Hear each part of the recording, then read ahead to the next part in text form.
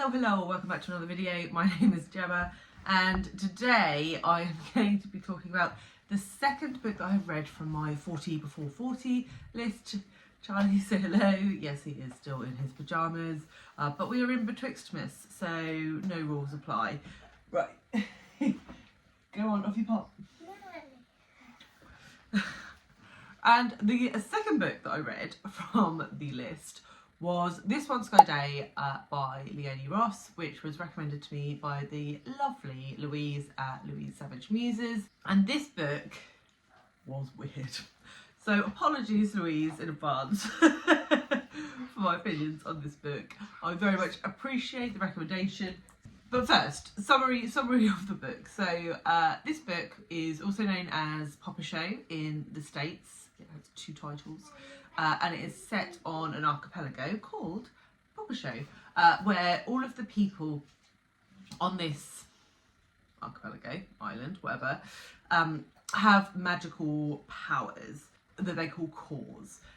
So it opens up and we start off with the perspective of a guy called Xavier, and he sort of has this power where he is sort of destined to cook like the perfect meal for everybody on the island. Each individual person gets like a perfect meal, and he has like all this ability to create like flavours and whatever.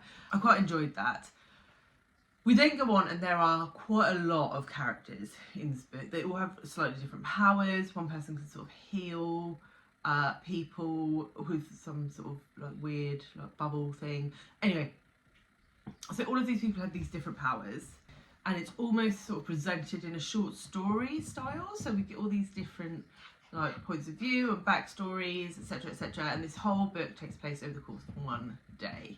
And we get to sort of the crux of the story when all of the women on the island, their labias fall out at the same time on this particular day.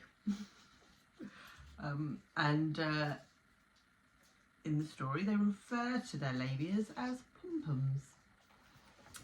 Their pom-poms fall out. So, yes, that's sort of the broad summary of the story. So let's start with what I liked about this. And I do think the depiction of magic was interesting. I think it was an interesting way to do it, with everyone having slightly different powers. There wasn't sort of this one blanket magical system across the island. Everyone's was slightly different, and they were kind of minor powers, so there's no one sort of like blasting fire out of their eyeballs or anything. So I quite liked that, and also the setting of the island. There were some really interesting bits where the characters were sort of like travelling from one part to another or on the rivers, and it created quite like a beautiful picture of what the archipelago looks like, and I really liked that. Unfortunately, I think that's where my likes end.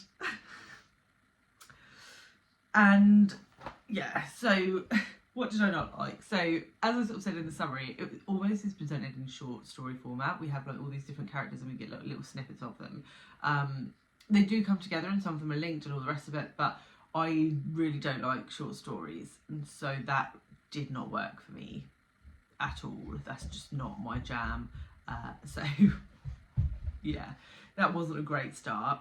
And it also meant that I wasn't able to really keep the narrative straight in my mind. I couldn't quite remember what character was doing what and how they related to other characters, and I just found it quite confusing. And I think part of that might have been because I listened to it on audio, so perhaps had I read it physically I would have been able to follow it a little more closely.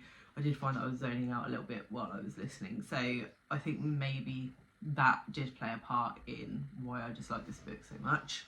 But it also meant that I then had no connection to the characters, right? So it was short stories, and I was struggling to follow what they were doing, and then I just didn't really care about what they were doing, with the exception of the chef guy, whose story I thought was quite interesting.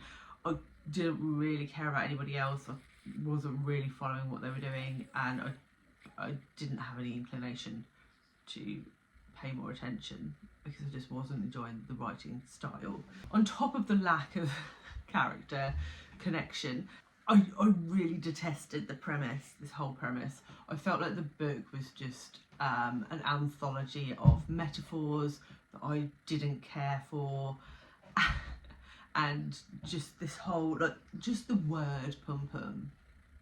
I feel like slightly traumatised just from the word. It was used a lot in the book.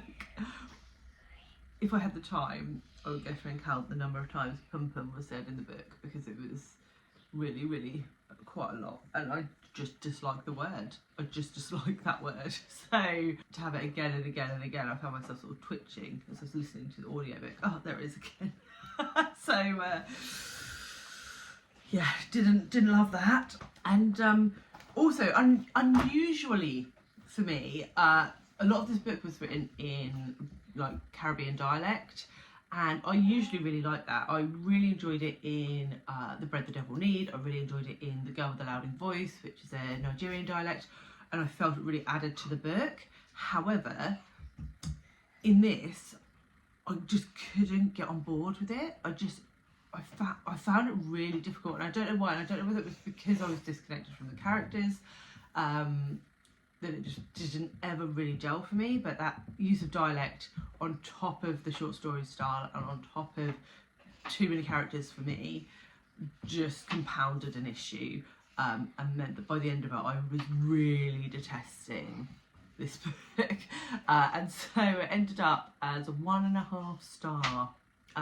And I do believe that my worst books of the year video has already gone out when this comes to be published, edited and published and all the rest of it. So you'll know that this book has made my worst books of the year video. Yeah, really not my jam. And so this is the second book that I've read from the list. The first was Babel. I'll leave the review video for that below. And this falls in second position, 2 out of 2. So yeah, fingers crossed the next book that I pick up I will like, because so far I've disliked both of the books on this list. But I can probably tell you that the next book that I'm reading is Flowers for Algernon, and I have actually finished it. So the review for that will be coming soon, and I definitely enjoyed it more than both the books I've read so far. So that is my thoughts. If you are unfamiliar with this project, I will leave the video here where I talk about the 40 books that are recommended by 40 different booktubers. And as I said, I'll leave the review for the first book below, and I will see you all very soon with another one. Bye guys.